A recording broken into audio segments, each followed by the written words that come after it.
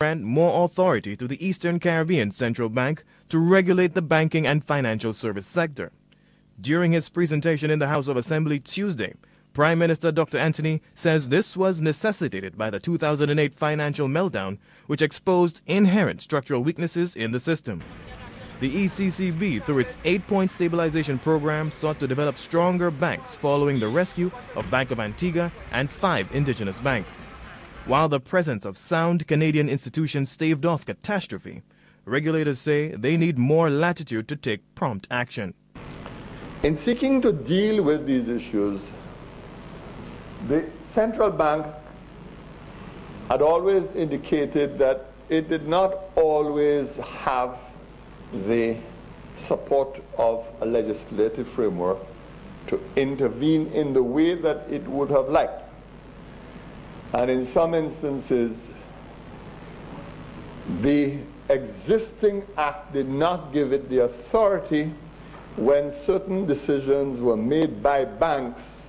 For example, the composition of boards of directors.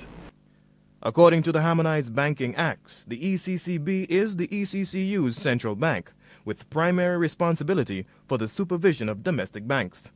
Currently, the Minister of Finance is normally required to act in consultation with and on the recommendation of the ECCB with respect to those areas where the Minister of Finance has ultimate responsibility.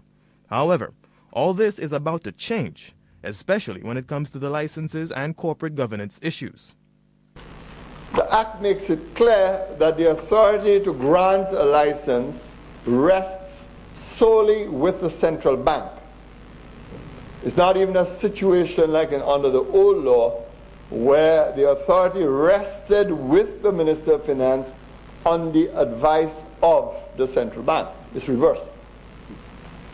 The central bank now is to make the decision about granting a license, but only has a duty to inform the Minister of Finance that an application has been made.